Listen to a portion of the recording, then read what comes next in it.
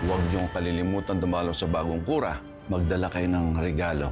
Mahilig daw si Padre Salvi sa masasarap na pagkain. Sa aking palagay ay nakilala mo na ang anak ng muertong ere. Si Padre, nakilala ko na si Crisostomo Ibarra. Palagay ko hindi siya isang tonto. Batid kong hindi siya gagawa ng kung anumang kaguluhan kahit malaman niya ang buong naganap sa kanyang ama. Narito na tayo sa San Diego. Tama nga sinabi nila. May bagong kura na pala dito. May dayo yata. Manahimik ka, Crispin. Ira sa dentro, Basilio. Magandang araw po, senyor. Magandang araw din sa inyo, mga dong. Wala nang ibang maaasahan ng aking kaibigan. Kaya binibining, Clay, kung ano man ang kaguluhang mangyari, puntahan mo na lamang ako sa aking kompanya. Okay po. Babu. Namatay ang aking ama. Nawala ako sa kanyang tabi. Namatay siya sa mga kamay ng taong nakakala niyang mga tunay niyang kaibigan. Alam ko na kung ano ang maaaring mangyari sa akin. At yun ang itinatatakot ko. Kung hindi ko lalabanan ang galit na namumuo ngayon sa aking loob. Bakit? Ano po bang mangyayari sa inyo?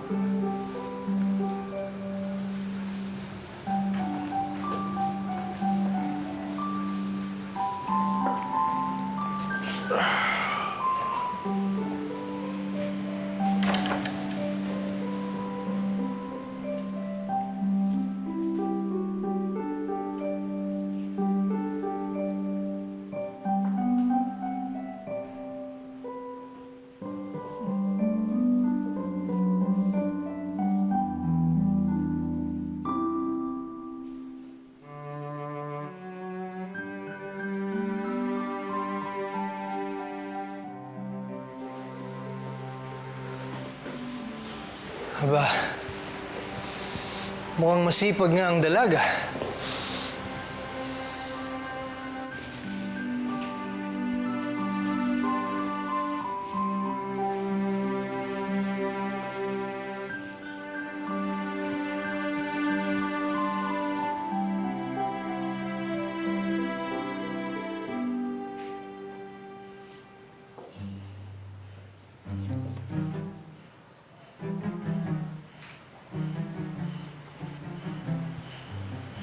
Miss Clay?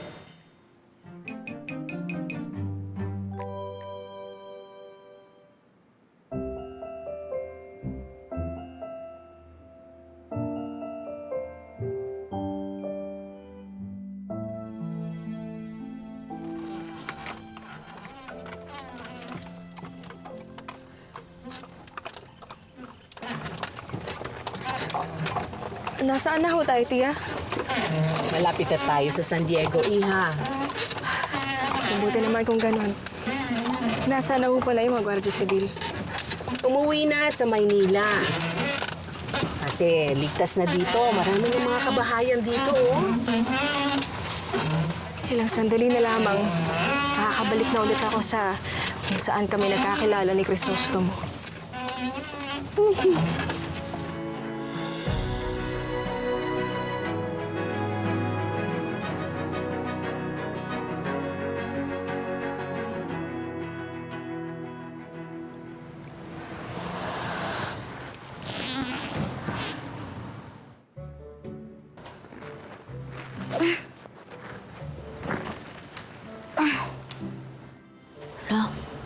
Oras na.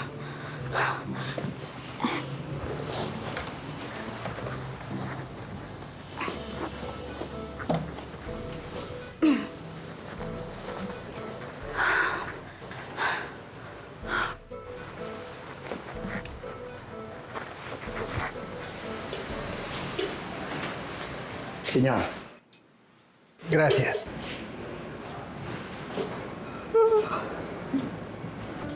Buenos dias, Binibining Clay. Mabuti naman at gising ka na. Halina't mag-almusal tayo nang maaga tayo makapunta sa sementeryo.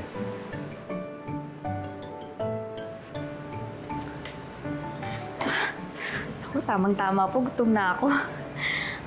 Pero, Mang Adong, bakit hindi niyo naman ako ginising? Sana tinulungan ko kayo magluto.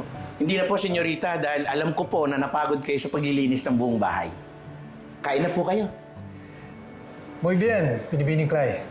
Maraming salamat. At ang dahil sa iyo ay nagmukhang tahanan ulit ang bahay ng aking ama. Bueno, halika na't saluhan niyo na ako. Pati na rin kayo mga dong. Maupo na kayo dyan. Senyor, sa kusina na po ako kakain pagkatapos niyo. Kunin niyo na ang plato at kubyertos ninyo at dito na ho kayo maupo. Sige na ho. Sige ho, senyor.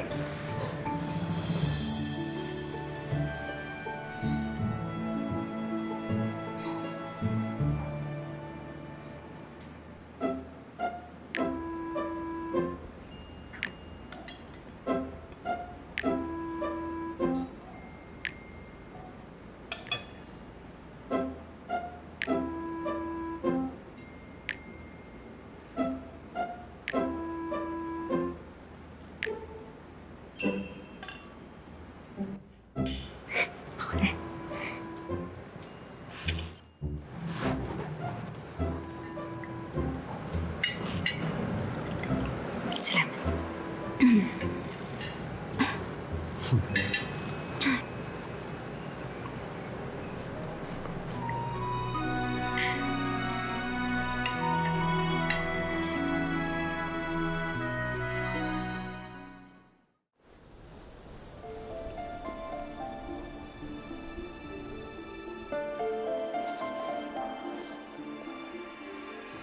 Nasaan ho ba mga dong?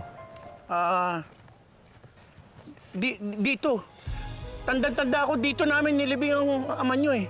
Meron pa nga akong malaking krus dito eh. Kung gayon ay nasaan na nga? Senyor, hindi ko po alam.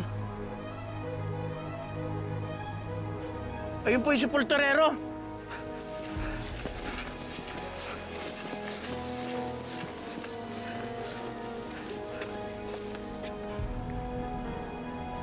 Buenos dias, Padre. Buenos días.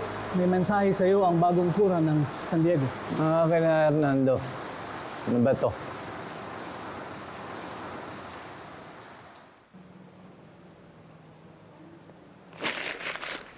Por qué, Padre? Ang walang yang si Ibarra. Nandun na sa San Diego. Es un animal. Paumanhin, Ginoo. Ngunit alam niyo po ba kung sino ang naglipat sa libingan ng aking ama? Merong malaking krus yun. Wala na ho ang krus na yung Ginoo. Nasunog na po. Wala na din po dyan yung bangkay ng iyong ama. Bakit nga wala na? Sino ang nag-utos sa inyo na hukayin ang libingan ng aking ama? Huwag ho kayong magalit sa aking Ginoo. Utos ho yun ng kura. Sinong kura? Si Padre Damaso ba? Tiyak na marami siyang matutuklasan doon. Mga bagay na itinago sa Ginoo habang siya'y nasa Europa. Hindi ka ba nag-aalala? Wala akong pakialam kung ano ang madiskubre o malaman niya. Ang inaalala ko, ang aking inaanak na si Maria dahil papunta na siya sa San Diego. Magkikita sila ng Indyong yon. Sinvergüenza!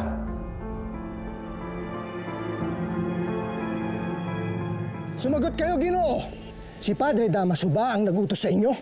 Hindi po. Yung bagong kura po ng San Diego. Yung kura na mahilig manakit. Siya po siguro yung pari na nakita natin sa simbahan kahapon.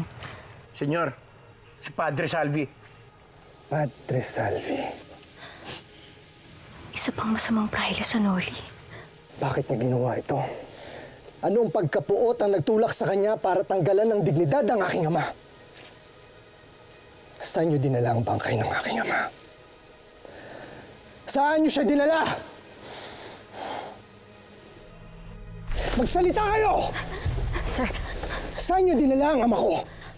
Manong, sagutin niyo na lang kami ng maayos. Saan niyo po dinala ang bangkay ni Don Rafael? Inutos mo sa akin ng kura na hukain yung bangkay ng tatay mo at ipalibing sa libingan ng mga inchik. Nilipat niyo si Don Rafael sa libingan ng mga dibinyagan. Insulto sa kanya yun. Pero hindi ko naman po naituloy yun. Tama na mga dong. Paumanhin, senyor. Saan siya nakalibing kung ganon? Umuulan po nun.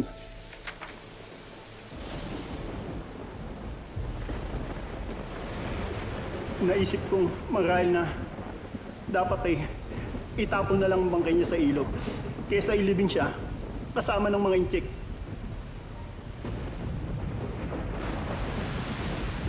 Kaya tinapon ko ang bangkay niya sa ilog upang ngayon ay anurin.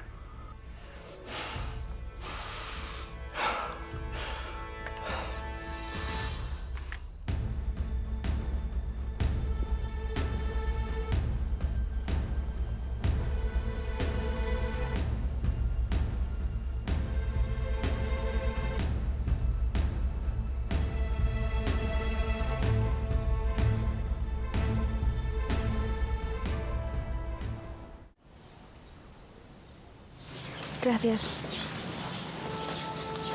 Buenos dias, senyora. Y senyorita. Buenos dias! Buenos dias din sa inyo. Kayo ba'y magdakasal? Sakado pa o ang simbahan? Kayo ba ay mga sakristan dito?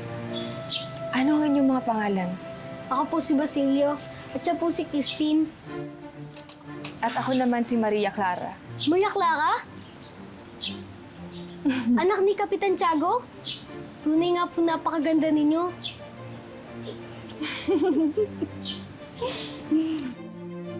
Salamat sa inyo. At ikinagagala ko rin kayo makilala.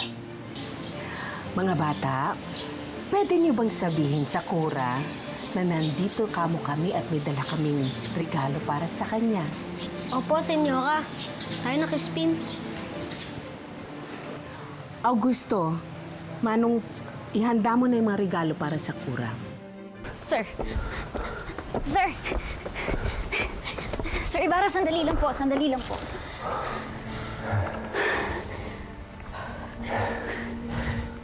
Hindi na nila ginalang ang aking ama. Labis-labis na ang pagmamalapit nila. Naiintindihan ko po kayo. Pero please, relax lang po, sir. Baka kung anong magawa niyo eh. Ayoko matulad kayo sa papa niyo o kay Ate Lucia. Kaya sige na, kumalma lang kayo, sir, ha? Utang na loob, Binibining Clay. Maaari bang pabayaan mo na muna ako?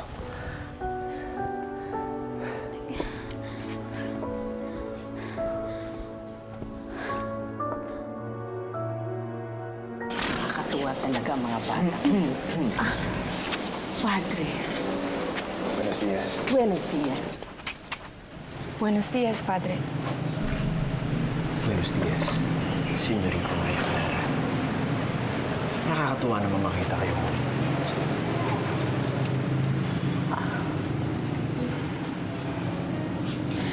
Tanggapin niyo ho ang munti naming handog galing sa aking ama. Naway, masiyahan kayo, Padre. Si Estoy tan feliz. Nakakatuwa naman ang inyong handog na sorpresa para sa akin.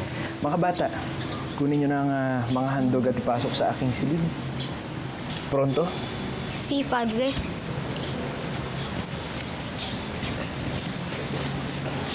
Gracias, gracias. Hi, Maria Clara. Tunay na higit pang gumanda ang aking araw nang makita kita muli. Tia, magpaalam na ho tayo sa Kura. Esperen un momento. Aún no se bajen, por favor. Halina't pumasok muna kayo sa loob para mahalikan niyo muna ang mahal na Birhen.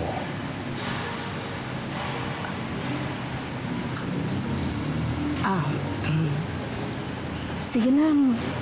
Sige na, anak. Sandali lang naman. Si, Padre. Bueno, vamos.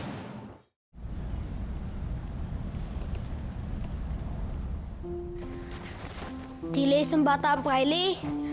Lagi na lang pinag-iiwan pinagbisan dito sa hig. Nako, kung tayo to, baka nakagalitin tayo ng inay. Huy, Crispin! Huwag mo galamin iyan, sa Riley yan! Isa lang naman, kuya. Nais ko lang naman matikman. Ngayon nga lang ako makakain ng ubas eh. Tsaka, kanina pa ako nagugutom. Kahit na, hindi ka dapat nakita na hindi sa iyo. Pagnanakaw yan. At baka mamaya, malaman na naman ng Kyle saktan pa nila tayo. Ibig mo ba manyakin muli iyon? Oo, wag kang iiyak. Nagsasabihan ka lang naman Kuya mo ako, di ba? Kaya dapat, nakikinig ka sa akin. Kasi, hindi kita ipapahamak. Paumanhin, kuya. Patawad. Tama na, halika na. At baka lalo pa tayo makagalitan.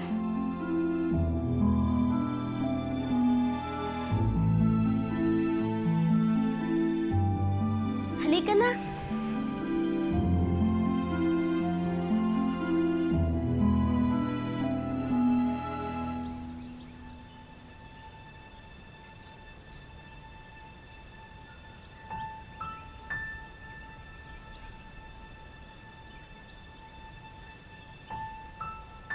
Katulad ng ating mahal na Birhen.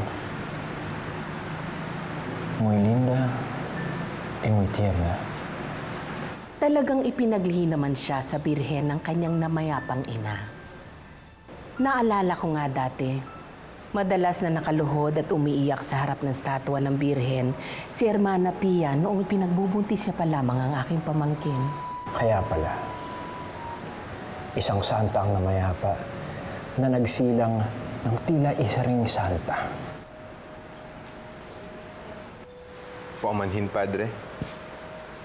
Ngunit gusto ko lamang ipaalala sa inyo na mayroon kayong dadaluhang pagtitipon sa bahay ng kapitan. Ay, si. Me acuerdo. Paumanhin, senyora. Ngunit kailangan ko muna kayo iwan. Pakisabi na lang din po kay senyorita. Makakarating, Padre. Maraming salamat po. Well,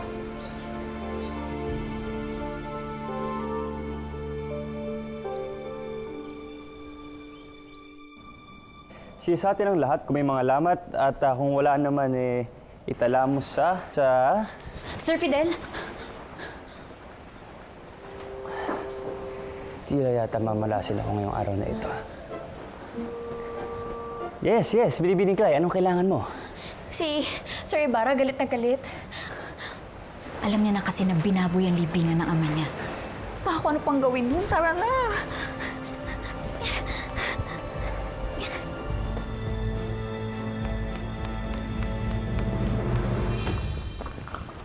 Paumanhin po, Ginoo.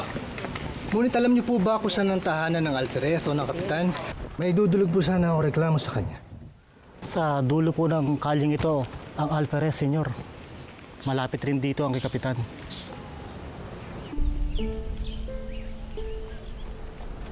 Salamat po.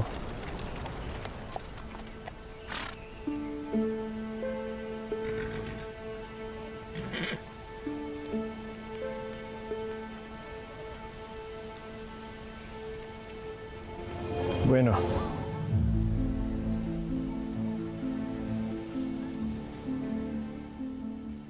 Anong biro ito ng tadhana at tayo pang dalawa ay pinagtagpo? ¿Estás hablando conmigo? Kayo nga po, Fraile. Meron sana akong mga itatanong sa inyo. Ngunit hayaan niyong ipakilala ko muna ang aking sarili. Ako nga pala si Crisostomo Ibarra. Anak ng erehe at filibustero.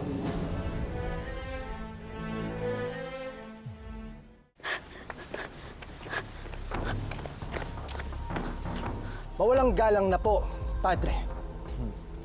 Ngunit hindi po masamang tao ang aking ama. Sinasabi mo bang kasinungalingan ang mga nagawa niya? Ayun.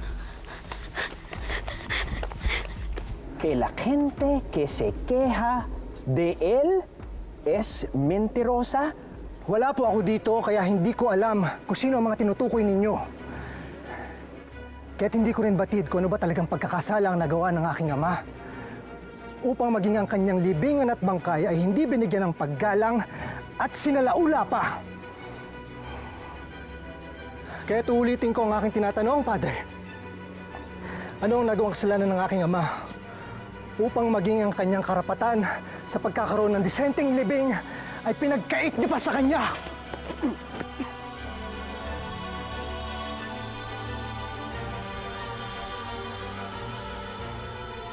Santiago! Santiago! Oye, muchacha, nasaan ang amo mo? Tawagin mo ang amo mo.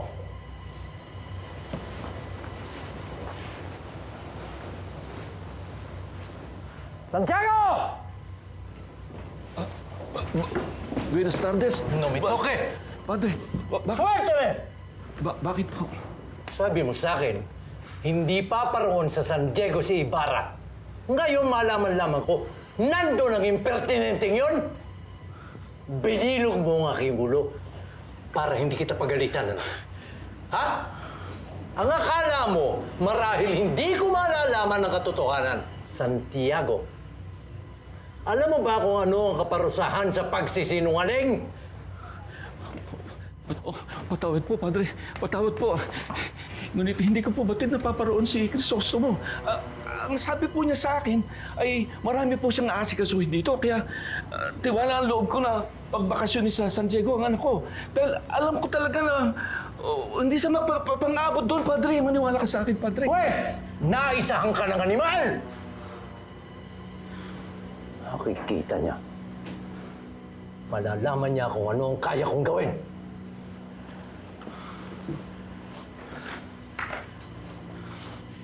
Diyos mio, Diyos ko, patawarin niyo po ako sa pagsisinungaling ko. Patawarin niyo po rin ako na ipahamak ko si Crisostomo. Tanggalin mo ang iyong kamay sa aking balikat. Paumanhin po, Padre. Ngunit sagutin niyo muna ang aking mga katanungan. Ano't ginawa niyo to sa kanyang libingan at bangkay? Amigo, no hagas esto. Huwag kang mag-ipon ng kaaway dito. Ngunit wala akong ginagawang masama, Fidel. Nagtatanong lamang ako sa kanya. Ulitin ko, tanong ko, Padre. Anong kasamaan ang ginawa ng inyong kabanal-banalan sa aking ama? Nagkakamali ka. Wala akong ginawa. Wala. Anong wala? Samantalang nawawala ang kanyang mga labing sa simenteryo at sinasabing pinaanod sa ilog ang kanyang bangkay. Anong kasalanan ang maaaring gawin ng isang tao upang ituring niyo siyang mas mababa pa sa hayop? Nagkakamali ka. Hindi ako ang nag-utos. Kung kailan? Ay sino? Ang pinalitan ko. Si Padre Damaso. Siya ang nagnais lapastanganin ang bangkay ng patay.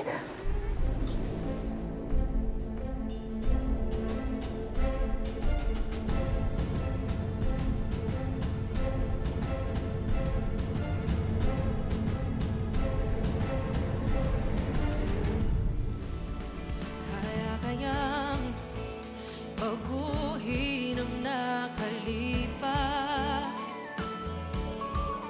Maiiba kaya ang mangyayari bukas.